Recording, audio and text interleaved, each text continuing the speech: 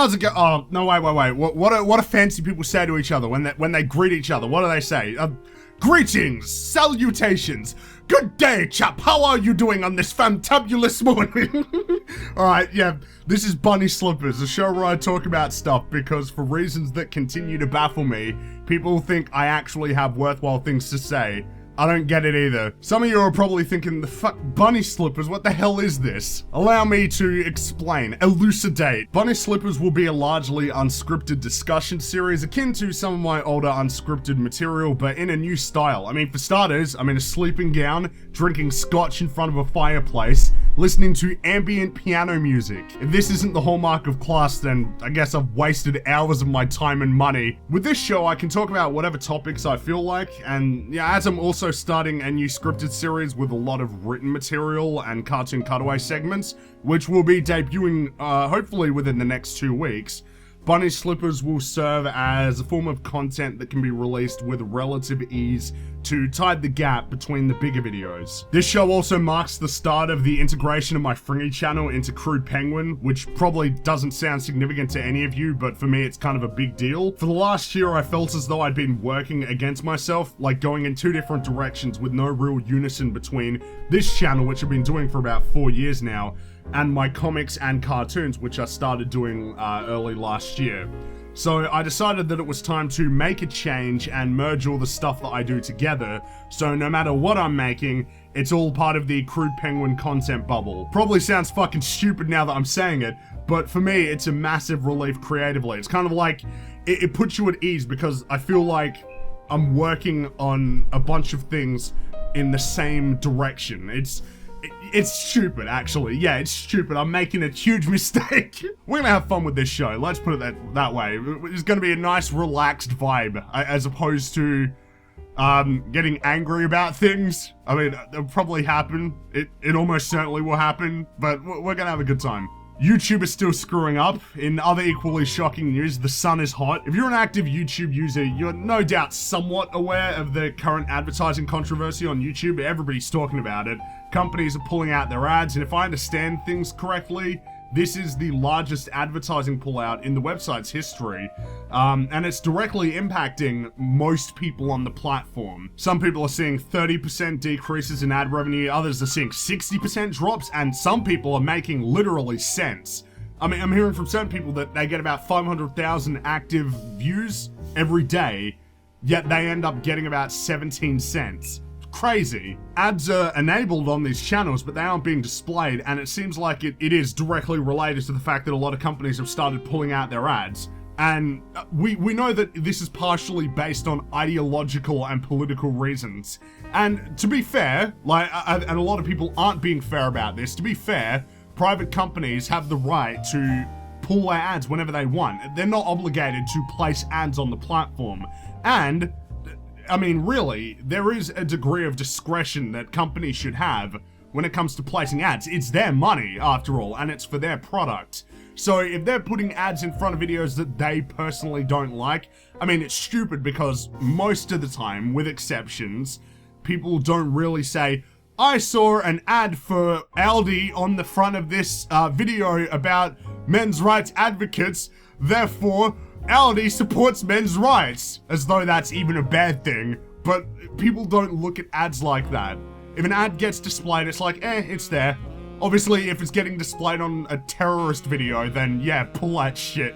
But in most instances, nobody really cares. So the fact that they're placing this much emphasis on it is, you can do it, but it's misguided, in my opinion. Unless what advertisers are trying to do is bump down the cost of playing ads on YouTube, which they're probably gonna do. A lot of people think that these advertisers have no idea what they're doing, but I think they've got a plan. And I think they're trying to bump the cost down to promote ads on the website. And the easiest way to do that is to pull all of your ads out and basically crush Google's testicles in your hands and tell them to comply to your demands. Regardless, it's been impacting people who are making content on this platform very badly, and that's not a good thing, because while a lot of YouTube's content subsists of like TV stuff and music, there is a big contingent of the YouTube audience that are here for the original content that is released by people who generally are independent. You know exactly who I'm talking about.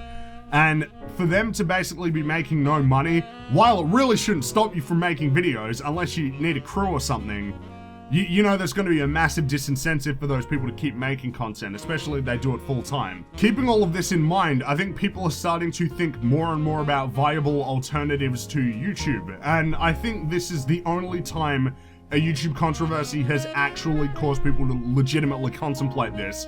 Because frankly, every other time people were talking about, oh, this will mark the death of YouTube, or man, content creators aren't going to stand for this, it always seemed like it was blowing hot air. The thing about pretty much every other YouTube controversy is that it never really affected anybody who had sway over the website, and if it did, it usually got resolved fairly quickly, or it got resolved for them and the issue was never fixed for the small guys, but again, they didn't care because nobody cares about the small content creators. It's grim, isn't it? Content ID claims were a thing for us small guys that we had to deal with for a long time before it ever affected big YouTubers, who all of a sudden really gave a shit about the issue. Coincidentally, once their bottom line started to shrink. And even following this controversy, you know, the majority of videos wouldn't be claimed. Most people would be fine, and a lot of YouTubers flat out couldn't have their videos claimed. I mean, how is a vlogger gonna have their vlog of them going to the shops and buying groceries, which people watch for some reason? How are they gonna get their video claimed? It's not gonna happen. Same goes for the whole demonetization thing for advertiser-friendly content. I mean, yeah, it's bad. It's not censorship, though. And if only a few of your videos are hit, you're still doing fine. And I think for a lot of people, we just haven't been hit at all. I, for example, have yet to receive any demonetization things. I think I got some claims, but they were quickly resolved. I know that some people are getting their videos outright permanently demonetized. And the thing there is that YouTube needs to be a lot clearer in what's going on. They just demonetize people's videos and say, well, it's not advertiser friendly. Can you get specific? Oh, nah, you can figure it out. Yeah, thanks YouTube, real helpful. However, unlike those instances, this is a case where people are being hit significantly from a financial standpoint, and there's pretty much nothing that you can do to stop it. Now that big YouTubers are making dick, this is a situation where a mass exodus from YouTube is totally plausible. I don't think it'll happen, but it is possible, and it's actually kind of depressing that it's only starting to happen now because YouTube have been making mistakes for years at this stage. Of course, if the issue is sorted, people will stop caring and move on, partially because of the news cycle and partially because it no longer directly affects them, even if it continues to affect other people. But if it continues to be an issue, full-time YouTubers or even large companies, you know, companies that surely rely on a lot of their revenue from YouTube, when they start receiving minuscule checks in the mail, the push to drive traffic to different sources isn't off the table. Do I think YouTube will fall like MySpace did? No, and the reason why is because MySpace didn't have this kind of monopoly over social media. Facebook existed, Twitter, I'm pretty sure existed, other websites existed, and they were all equally viable. Plus, getting people to adopt a new social media website is a lot easier than trying to get people to adopt a new video streaming site. Look at it like this, getting a few of your friends to make a new account on social media is easy, and collectively that's how it grows. Getting an audience of people who aren't on YouTube solely to watch you to start creating new accounts on different websites with less content is far more difficult. No other web streaming service is currently a viable alternative to YouTube. Most casual users don't care about this issue. Like, trust me, the majority of people probably aren't even familiar with this. And even if you do care, chances are that of the people who care, a lot of those users actually won't be willing to swap to other websites like VidMe. I mean, we all know this to be true. When you put stuff into the description box of your video, the majority of people don't look at it. It's the reason why a lot of people don't know that I do a podcast. It's the reason why certain viewers of mine probably don't know that I even do comics. And that's partially my fault because I don't promote them. Though you know about them now, so you got no excuse. But when it comes to most things, most people don't look at the description, and a lot of people just won't make the swap. This is something that I think everybody is familiar with in a certain sense. And it's directly quantifiable. You look at the number of people who care about this issue and the number of people who are now actively using VidMe, you can't see that. You can't see that, that translation in the reaction and, or in the in the perception of the problem and the reaction. This is especially true if people keep uploading their stuff onto YouTube, which they're gonna have to do because YouTube is really the only place where creators can become massively relevant in video content. Long gone are the days of Homestar Runner and StickDeath.com, and those were some good days. Regardless of whether you post your videos onto other websites, for as long as you continue to post them on YouTube, people will keep watching them on YouTube. The only way to really push people to start using other websites is to stop posting on YouTube, and doing this is far too risky to be worth it. For years, people have constantly said that YouTube is gonna die real soon, or YouTube will become the next MySpace, and it's yet to happen. I doubt it will. Currently, VidMe seems like the only real alternative, and hell, I might even start posting on VidMe soon. As for other websites, I really don't think so. Minds.com has extremely limited appeal. Dailymotion has been around for years and has yet to grow. And I can't really think of many other websites like YouTube. They truly do have a monopoly on online video distribution. My recommendation for full-time YouTubers who have really been hit hard by this is probably to reevaluate their business model.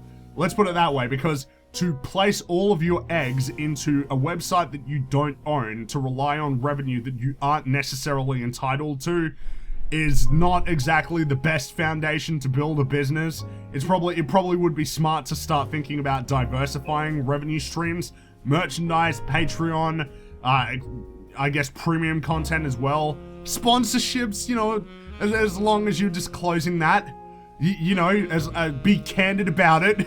But you know, these are the options available to you, and these are the options that I think these people need to start considering if they want to, because you should really be preparing for a situation where you're making $0 from ad revenue at this stage, because there's no guarantee that they'll get the issue fixed in time, or that even if they get the issue fixed, that your ad revenue is going to go up to that sustainable level again. Getting back on track, what I'll say is that unless a lot of major YouTubers start jumping ship, and for good, I think that YouTube will remain the top dog in online video distribution for a long time. And rest assured, if this issue is sorted, people will stop giving a shit. So I wouldn't be bracing myself for the downfall of YouTube just yet. They've been fucking up for years and we're still all here. What an uplifting note to end on.